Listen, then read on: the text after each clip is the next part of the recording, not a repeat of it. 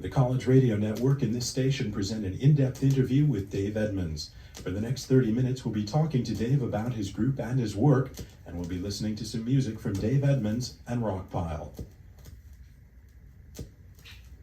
The 24-hour club was, to be a member, you had to be available at any hour, day or night, for a drinking session. Right, you could be knocked up at 5 o'clock in the morning, and you'd have to keep on going till the last one dropped, right? And then it got even worse. I mean, a few people fell by the wayside within hours. Lowe was in it for about 5 hours, I think. He was expelled for going to bed. And then even worse, an offshoot was the £1 a minute club. Whereas you had to go to the bar, and for every minute you were there, you had to spend £1 on drink. The 24-hour club was outlawed. Had our secret meetings and the rock and roll in the end. It seems, in one form or another. It'll go, a bit this way and a bit that way. But you always seem to end up with good pop records and something based loosely on rock and roll. I think it's quite healthy what's happening. But I don't like what the press did with it. In Britain anyway, I don't know about over here, but they jumped on the bandwagon as if they were paranoid about missing it.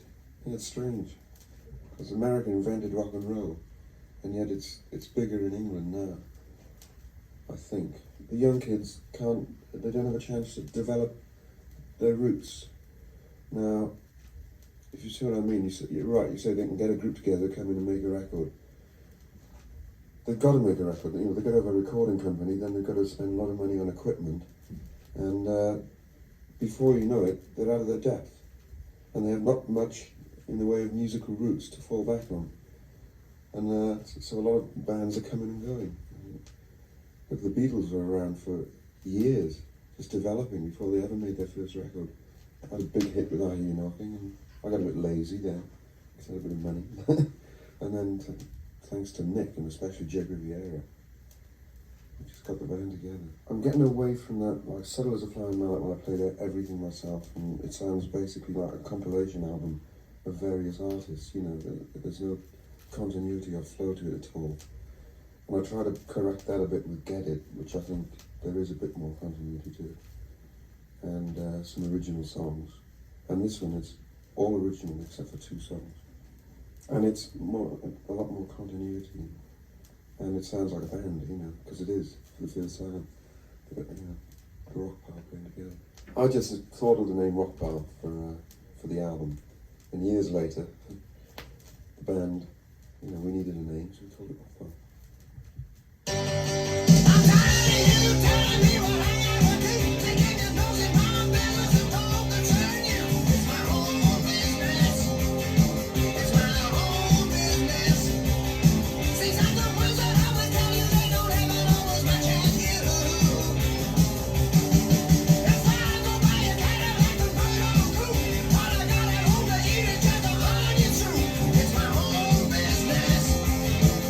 It's my own business. If I was riding around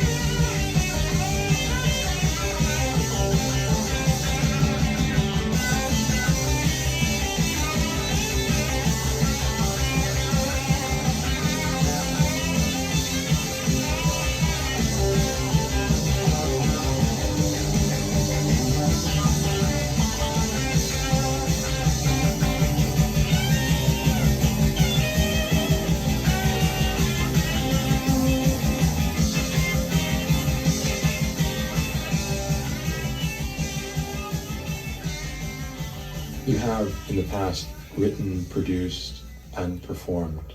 Of the three, which do you prefer? At the moment, performing. At the moment, changes from day to day, huh? No, it took a long time. I started with a band called, I first had some record success with a band called Love Sculpture, which is just a local band from around my hometown, Cardiff, in Wales, England, and we got lucky and had a hit, a thing called Sabre Dance, Cacciaturi and the classical thing, instrumental. And I didn't enjoy then what happened after that. We were gigging all around England, and I didn't enjoy it, so I decided not to do it and concentrate on studio work, which I did, and that resulted in A.e knocking and a few things, Spectre rip-offs and, and some production work, and then that kind of got dull because having done it, you want to move on to something different, or I do anyway, yeah.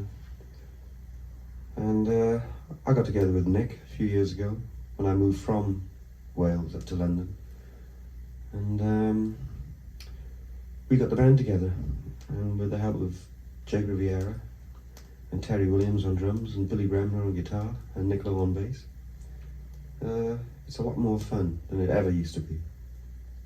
You mentioned Phil Spector. Do you find that he's one of the producers you admire more than yeah, oh yeah, I mean, he is phenomenal. Who else's production do you like? I wouldn't like to have to choose between Brian Wilson and Phil Spector, especially the earlier Brian Wilson stuff. What production have you done besides your own? I did the first Fog Out album, and sort of English bands that I produced because they're sort of friends. You know, I never considered myself a producer as such. I mean, someone who tells the band, you know, chooses the material, tells the band how to do it and what key to do it in, or tells them not to do it or whatever. You know, I never did that. It's just that if some friends of mine in bands like Ducks Deluxe, Brimsley Schwartz, Man, that was the band that Terry Williams used to play with. I just help them out. I do the engineering and throw in a few suggestions. You mentioned Nick Lowe before. It seems to me that you have a rather unusual relationship in that you're both rising stars, if you will, at least here in the States, and you both produce, you both write, and yet you've managed to coexist in the same group for, I guess, a few years now, and you seem to be both working out rather well. How do you explain that? Are you good friends, just working partners, or what? Very good friends indeed. But we don't live in each other's pockets, you know. None of us do, actually. Not because we don't want to. I think it's just wiser not to. We work, rehearse, record, and it's great. I mean, Nick is the writer. I never considered myself a songwriter, you know, but now, since I've been working with him, I am contributing to an extent. And I'm the guitarist and he's not, so we complement each other in a way. On his album, a lot of the material was co-written, and on your new album, a lot of the material is co-written. Yeah. Yet, how do you decide what songs are going to go to whose record? And it seems like a rather unusual arrangement. It seems like a foregone conclusion in a way. One song will be naturally more suited to him, and another one that, you see, what he does, he'll come up with a verse a week, you know, 2 verses a week, just the first verse of a song, a premise, and then he forgets them, and I always remember them. And then maybe a year or 2 later, I'll say, Nick, remember that song? And he'll say no, and then I'll remind him, and we both work on it from there. Does the rest of the group contribute to the writing process? It's getting that way, yeah. Yeah. So you feel you're still growing, kind of becoming more cohesive as time goes on? Yeah. Yeah, there's a long way to go, potential-wise in this band. There's a girl living in this town. She's a fox and she knows it well. All the fellas from miles around I wanna get her, but they never will. Just a clever girl with so much class. They crawl a mile over broken glass, and she let them do it just for a game.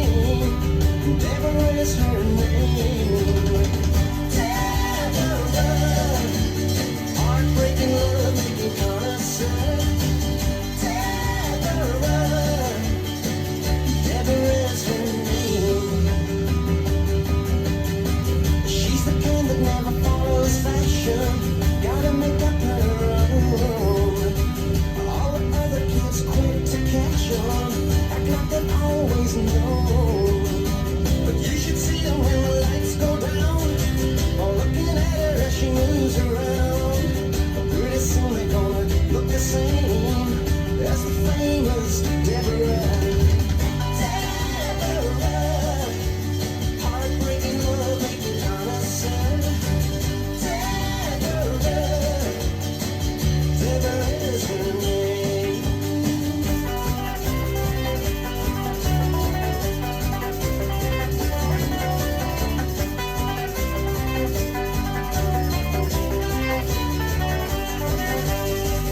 One day when my ship comes in, I'm gonna make her wonder where I've been. I'll get some money and I'll jump in the car. I'll go and make a meal of Deborah. I'll take her driving up to the top.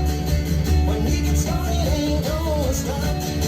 I'm gonna go and pick that wildflower, and her name is Deborah. Deborah, heartbreaking love making connoisseur. Deborah, Deborah is her name. Deborah is her name. Deborah is her name. Deborah is her name.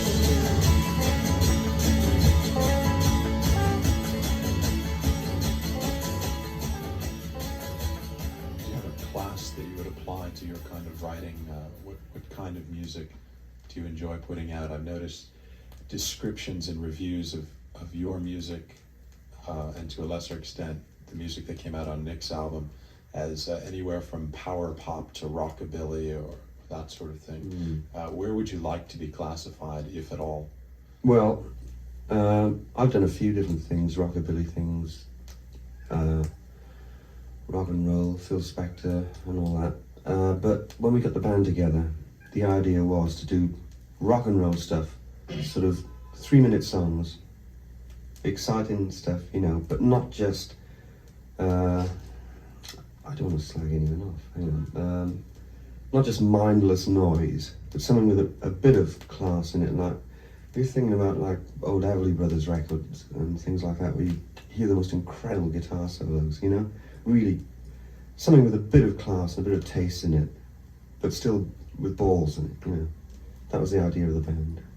The group Rockpile has been associated with another fast-rising star, Elvis Costello. Oh yeah, well we have the same manager, Jake Riviera. Do you agree with him that if a song is longer than 3 minutes, it starts to get boring? Yeah, Elvis didn't invent that, actually. Me and Nick have been, we've held that view for a long, long time. What's your favorite song in the new album? It's a song called Never Been in Love, which is quite poppy, actually. It started when I was doing the last tour with Brinsley's.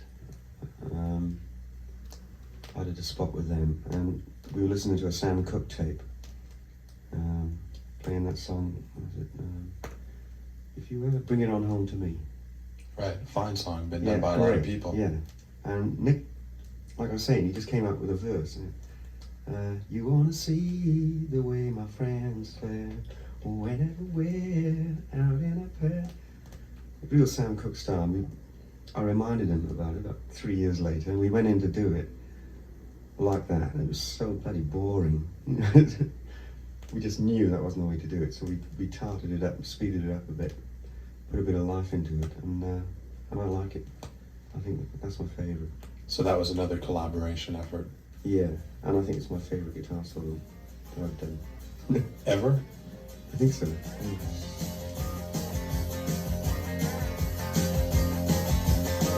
wanna see the way my friends stare whenever we're out in a pair. They make a scene, they make a buzz, such a commotion all over us. They don't wanna know why we're on the road. They can't understand why we're walking hand in hand, 'cause they have never been in love. Never mind what's on the grapevine, 'cause I'm yours and you are mine. I think it's rich when I call it love.